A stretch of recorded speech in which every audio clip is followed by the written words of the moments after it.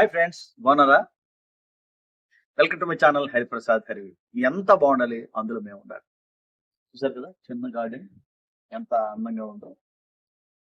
అయితే ఈరోజు గార్డెన్ సంబంధించి గార్డెనర్స్ సంబంధించి టెర్రస్ వారు కానీ గార్డెనర్స్ హోమ్ గార్డెనర్స్ వారు కానీ చాలా ఉపయోగపడే ఒక మంచి టిప్ ని ఈరోజు నేను చెప్పాలనుకుంటున్నానంటే, మొక్కలకు వచ్చే ఒక సాధారణ తెగులు గార్డెనర్స్ కి ఇబ్బంది పెట్టే తెగులు అనమాట ఇది.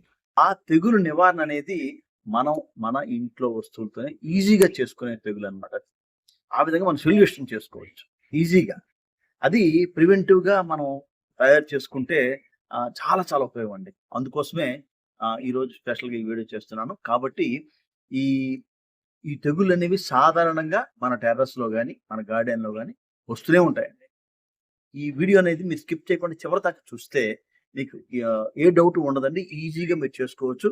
తెగుల్ని మనమే మన ఇంట్లో ఉండే సేంద్రియ వస్తువులతో మనం తయారు చేసుకొని వాటిని స్ప్రే చేస్తే ఈజీగా పోతుంది. కాబట్టి దయచేసి స్కిప్ చేయకుండా చివరి దాకా చూడండి. కొత్త వారైతే సబ్స్క్రైబ్ చేసుకోండి. మీ బంధువులకి అలాగే మీ మిత్రులకి ఈ వీడియోని మీరు షేర్ చేయండి. ఓకే ఫ్రెండ్స్, పరిధి కాలుష్యం వీడియోకి వెళ్ళిపోదాం. మనకి ఎక్కువగా ఒక తెగులు వస్తుందండి మొక్కలకి. ఏంటంటే, ఒకటి పేనుబంక, రెండోది పిండి నల్లి, మూడోది ఆకుముడత.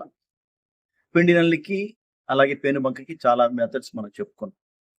ఆకుముడత కూడా వస్తుందండి ఎక్కువ. దేనికి వస్తుంది తెలుసా? మీరు కామెంట్స్ కారణంలో చెప్పండి. ఆకుముడత ఎక్కువగా వచ్చే మొక్కలు ఏమంటే టెర్రస్లో కానీ గార్డెన్లో కానీ, ఒకటి మిరప, రెండవది టమాటా. ఈ రెండిటికి వస్తుందండి. అలాగే మల్లికి కూడా వస్తుంది. ఈ మూడిటికి వస్తుంది అనమాట. నేను ముందుగా చెప్పింది ఏంటంటే పాయింట్ మీరు అందరూ గుర్తుంచుకోండి. ఎప్పుడూ కూడా మనం టమాటా మిరప పక్క పక్కన పెట్టొద్దండి. అది గుర్తుపెట్టుకోండి మీరు. టమాటా మిరప అనేది పక్క పక్కన పెట్టొద్దు. కొద్దిగా దానికి మధ్యలో ఇంకేమైనా పెట్టండి, ఇంకో మొక్కలు పెట్టండి, తర్వాత మళ్ళీ పెట్టండి. అలా చేయండి తప్పించి ఆ రెండు మొక్కల్ని ఆ రెండు కంటైనర్స్ని ఒక దగ్గర పెట్టొద్దు. పెడితే ఇమ్మీడియట్గా దీనికి వచ్చేస్తుంది. అది ముఖ్యంగా గమనించాలి ప్రతి ఒక్కరు కూడా.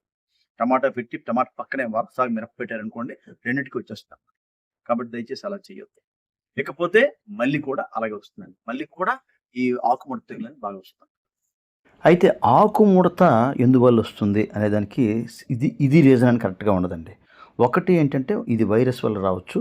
రెండవది ఎండాకాలంలో ఎక్కువగా వస్తుంది. నీళ్లు తక్కువైనా వస్తుంది. ఈ విధంగా 2-3 కారణాలు ఉన్నాయండి. ఒక దోమ అనేది ఆ మొక్క నుంచి ఈ మొక్కకు, ఈ మొక్క నుంచి ఆ మొక్కకు వచ్చేటప్పుడు ఇది మరో మొక్కకి వ్యాప్తి చెందుతుందనమాట. ఎండాకాలంలో మొక్కలు కొద్దిగా బలహీనంగా ఉంటాయి కాబట్టి, తర్వాత నీరు ఒత్తిడి కూడా ఉంటుంది కాబట్టి, అటువంటప్పుడు ఇటువంటి వ్యాధులు అనేవి ఒక మొక్క నుంచి ఒక మొక్కకి వ్యాపిస్తూ ఉంటాయన్నమాట. ఈ ఎండాకాలంలో తెల్లదోమ అనేది ఎక్కువగా పెరుగుతుందనమాట. ఆ పెరగడం వల్ల ఒక మొక్క నుంచి ఇంకో మొక్కకు వెళ్ళేటప్పుడు ఈ ఆకుముడత ఎక్కువగా పోతే దీని నివారణ ఏ విధంగా అనేది ఒకసారి తెలుసుకుందాం. ఈజీ మెథడ్ నేను ఈరోజు చెప్పదలుచుకున్నాను కాబట్టి అది చాలా చాలా ఈజీ అండి. మనం వంటింట్లో ఉండే వస్తువులే మనం వేపను ఒకటి తెచ్చుకోవాలన్నమాట. మిగతావన్నీ మన దగ్గర ఉండేవి. ఆ విధంగా ఒక చిన్న రెమెడీ. ఇంకో విషయం ఏంటంటే, ఆకుముడత అనేది మీరు ఎర్లీగా చూసి మీరు ఐడెంటిఫై చేయాలి. చేసిన వెంటనే దీన్ని యూజ్ చేస్తే చాలా బాగుంటుంది. ఎందుకంటే మనం ఎక్కడికో వెళ్ళి ఏదో తెచ్చి మనం చేసే లోపల ఈలోపు మొక్కలన్నిటికీ కూడా వచ్చేస్తుంది ఆకుముడత. మొక్కలన్నీ పోతే పరిస్థితుంది. కాబట్టి దాన్ని వెంటనే ప్రివెంటివ్గా మనం చేసుకుంటే మనకి ఈజీగా నివారణ అయిపోతుంది. అదే కొన్ని రోజులు చేసామనుకోండి, ఎక్కడి నుంచో ఏదో తేవాలి లేకపోతే అది చేయాలనుకుంటే మనకి ఈ తెగులు అనేది ఎక్కువ వచ్చేసి మొత్తం మొక్కలు పాడే పరిస్థితుంది. మనం ఈ నివారణ చర్యలు అనేవి దీని ద్వారా చేసుకోవచ్చు. అది మీ అందరూ గమనించాలి. ఇంకో విషయం, ముఖ్య విషయం ఏంటంటే, ఎప్పుడైనా సరే తెగులు నివారణకి మనం వాడే ఈ ద్రావణాలు ఏవైనా సరే మీరు ఎర్లీ మార్నింగ్ 7-7:30 అంటే ఎర్లీగా చేయాలి. లేదంటే మ్యాక్సిమం ఈవినింగ్ చేసుకోండి. ఈవినింగ్ చేస్తే చాలా చాలా ప్రయోజనం ఉంటుందండి. అది గమనించుకోవాలి అందరూ కూడా. మరి 10 సార్లు చెప్పడం కాదు, ప్రతిదీ కూడా చెప్తాను. ఈవినింగ్ చేసుకోండి. మరి మార్నింగ్ సంగతి మర్చిపోండి. మార్నింగ్ 7-6 అంటే మనకు కష్టం కాబట్టి ఈవినింగ్ చేసుకుంటే దానికి చాలా యూస్ఫుల్గా ఉంటుందన్నమాట. అదండి. అయితే ఈ చిన్న నివారణ చర్య ఏంటనేది మీకు వెరీ సింపుల్గా నేను మీకు చూపించే చెప్తానండి. తర్వాత మనం ఆ మొక్కలకి స్ప్రే చేసుకోండి. ఓకేనండి. మీ దగ్గర స్ప్రేయర్ ఉంటే స్ప్రేయర్ ఉంది. స్ప్రేయర్ లేదనుకోండి, ఏం లేదండి, మన దగ్గర వాటర్ బాటిల్స్ ఉంటాయి అందరి దగ్గర కూడా.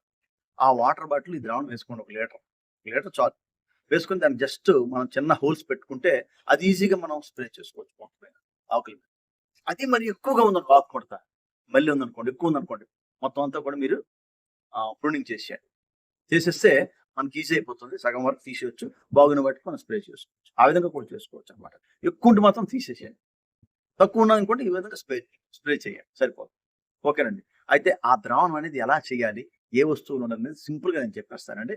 దాన్ని మీరు ఒక్కసారి చూసి మీరు వీలైతే ఇది గుర్తుంచుకోండి, లేదా ఒక దగ్గర రాసుకోండి.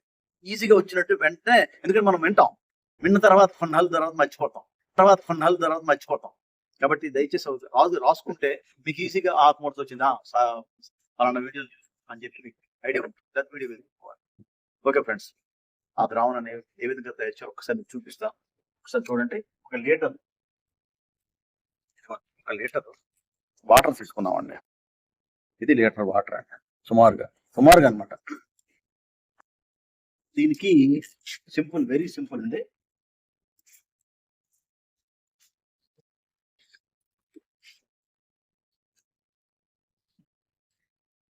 ఒక హాఫ్ స్పూన్ సర్ఫ్ అండి, లేదా చాంపియన్ వేసుకోవచ్చు.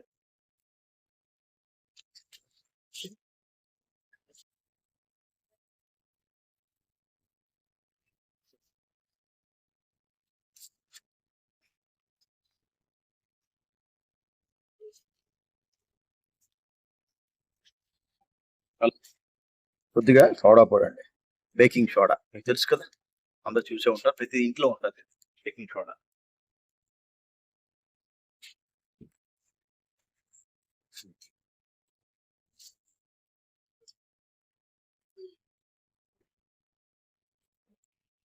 వేప నూనె ఒక 3 ml, సమ్మర్లో అయితే ఒక 3 ml, మామూలు కాలం అయితే మనం ఒక ml పెంచుకోవచ్చు. ఒక 3 ml వరకు సరిపోతుంది. ఈజీగా అది మనకు మిక్స్ అయిపోతుంది. చూసారు కదా, ఈజీగా కలిసిపోతుంది. ఈ విధంగా కలుపుకుంటాం. ఇది ఎక్కువ రోజులు ఉంచక్కర్లేదు. మనం మిగతా ద్రావణాలలాగా 3 రోజులు 4 రోజులు కలిపి ఉంచక్కర్లేదు. వెంటనే మనం ఈ విధంగా కలుపుకొని మనం మొక్కలకి స్ప్రే చేసుకుంటే చాలా చాలా యూస్ఫుల్ అండి. ఇది గుర్తుంచుకోండి ప్రతి ఒక్కరు కూడా. దీనికి యూజ్ చేసేది ఏంటంటే వేప నూనె ఒక 3 ml సమ్మర్లో, మామూలు వింటర్లో అయితే 4 ml 5 ml వరకు వేసుకోవచ్చు. తర్వాత బేకింగ్ సోడా, దాని తర్వాత కొద్దిగా సర్ఫ్, 1 లీటర్ వాటర్. ఇంతేనండి మనకు కావాల్సింది. ఇలా బాగా మిక్స్ చేసుకోవాలి. దీన్ని మనం అవకాశం ఉంటే వడకట్టుకోండి, స్ప్రేయర్ ఉంటే. లేదు అంటే స్ప్రేయర్ లేదనుకున్న బాటిల్లో వేసుకొని దానికి మూత పెట్టి కన్నాలు పెట్టుకున్నాం అనుకోండి, ఈజీగా మొక్క మీద మనం స్ప్రే చేసుకోవచ్చు తప్ప. కలిసిపోయింది, వేప నూనె కూడా కలిసిపోయిందండి, అలాగే సోడా కలిసిపోయింది, అలాగే సర్ఫ్ కూడా కలిసిపోయింది. ఈ వాటర్ని మనం ఏ మొక్కలకైతే ఆకుముడుతుందో ప్రారంభంలో ఈజీగా దాని మీద మనం స్ప్రే చేసుకుంటే ఆకుముడత అనేది 3 days కంట్రోల్ అయిపోతుంది. 3 days మీరు వేసి చూడండి, ఈజీగా కంట్రోల్. అదే మనకి యాక్చువల్గా మళ్ళీ ఉందనుకోండి, మంచి చూసారా చక్కగా ఉంది. ఆకుముడత వచ్చిందంటే మీరు అది వాడాలన్నమాట. చూడండి మళ్ళీ ఎంత బాగుందో చూడండి. ఆకుముడత మీకు తెలుసు కదా, ఇదిగోండి ఇలా ఉంటుంది, చిన్న ముడత వస్తుంది అన్నమాట మొక్క. ఇది చూసారా, ఇలా ముడతగా వస్తుంది అనమాట. ఎక్కువ ఉందనుకోండి దాన్ని పీకి పారేయండి. తక్కువ ఉన్నప్పుడు మనం ఈ విధంగా ఈ రెమెడీ చేసుకుంటే మనకి చాలా చాలా యూస్ఫుల్ అండి. అందరూ కూడా గమనించాలి. మరి చూసారు కదా ఫ్రెండ్స్, ఈ ద్రావణాన్ని మనం స్ప్రేయర్ ఉందనుకోండి ఫిల్టర్ చేసి దానిలో వేసుకుంటాం. స్ప్రేయర్ లేని వాళ్ళు చెప్పాను కదా, బాటిల్లో వేసుకొని స్ప్రే చేసుకోవాలి, అంతే సార్. ఈజీగా ఉంది కదా, వెరీ ఈజీ. చూస్తారు కదా, మీరు కూడా ట్రై చేయండి, తప్పకుండా మంచి ఫలితాలు ఉంటాయి. మీరు ఎలా మీ ఫలితాలు ఉన్నాయనేది నాకు కామెంట్ సెక్షన్లో చెప్పండి. ఇది వాడి చూడండి, తర్వాతైనా నాకు మెసేజ్లో చెప్పండి. చాలా చక్కగా యూస్ఫుల్గా ఉంటుంది అనమాట. వీడియో చూసారు కదా, వీడియో నచ్చితే లైక్ చేయండి, కొత్త వారైతే సబ్స్క్రైబ్ చేసుకోండి, షేర్ చేయండి, హైప్ చేయండి, కామెంట్ చేయండి. Thank you friends.